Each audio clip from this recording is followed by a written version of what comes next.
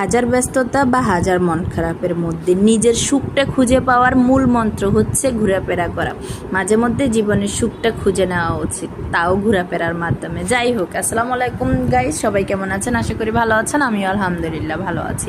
তো এটা হচ্ছে আমার ইউটিউব চ্যানেলের ফার্স্ট ব্লগ, তাও ট্রাভেলিংয়ের। আশা করি আপনারা সাপোর্ট করবেন, সাবস্ক্রাইব করবেন আর পাশে থাকবেন। আমরা আজকে আসছি কক্সবাজারে। দেখতে পাচ্ছিলেন কাউন্টারে আমি অনেক এক্সাইটেড হয়ে বসেছিলাম। দেন আমাদের রাত 10টায় ঢাকা টু কক্সবাজারে গাড়ি ছাড়লো।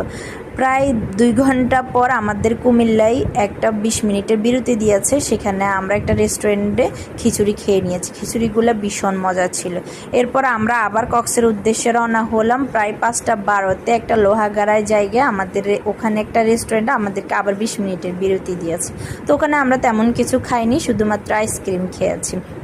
আর দেখেন বাহিরের অবস্থা, আবহাওয়াটা ভীষণ সুন্দর ছিল। তার আগে অনেক বৃষ্টি হয়েছে, এই জন্য হালকা মেঘাচ্ছন্ন আকাশ আর চারপাশে সবুজের ঘেরা, মানে সব মিলাই খুবই ভালো লেগেছে আমার ট্রাভেলিংটা। দেন আমরা আবার বাসে উঠে গেলাম কক্সের উদ্দেশ্যে।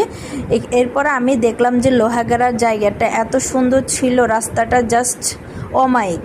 দুই পাশে পাহাড় ছিল, গাছ ছিল, আর রাস্তাটা যেন চলছে অনেক দূরে। তো আমি এই ফাঁকে একটু ভিডিও করে নিলাম। তো ফাইনালি আমরা আমাদের রুমে চলে আসছি। এটা হচ্ছে আমাদের রুম। আমরা অনেকজন ছিলাম, তাই জন্য আমরা ফ্ল্যাট নিয়ে নিই। ফ্ল্যাটটা অনেক বড় ছিল, খুবই সুন্দর ছিল। কক্সবাজারে এই ধরনের ফ্যামিলি ট্যুরের জন্য ফ্ল্যাট পাওয়া যায়, তাই জন্য আমরা হোটেলে উঠি নেই, ফ্ল্যাট নিয়েছি 3 রুমের। ফ্ল্যাটটা অনেক সুন্দর ছিল, সাজানো গোছানো। এদিকে আমি সব সাজিয়ে ফেলেছি, ড্রেসিং টেবিলে আমার কসমেটিক্স দিয়ে সাজিয়ে ফেলেছি। দেন আমরা এখন ফ্রেশ হব, খাওয়া দাওয়া করব, দেন আমরা ঘুরতে যাব, সেই প্ল্যানটাই করেছি। তো কক্সবাজারের ট্যুরটা আমাদের কেমন কেটেছে সেটা আপনাদেরকে জানাবো নেক্সট ব্লগে। তো চোখ রাখুন অবশ্যই আমার চ্যানেলে, তো পাশে থাকুন, সাবস্ক্রাইব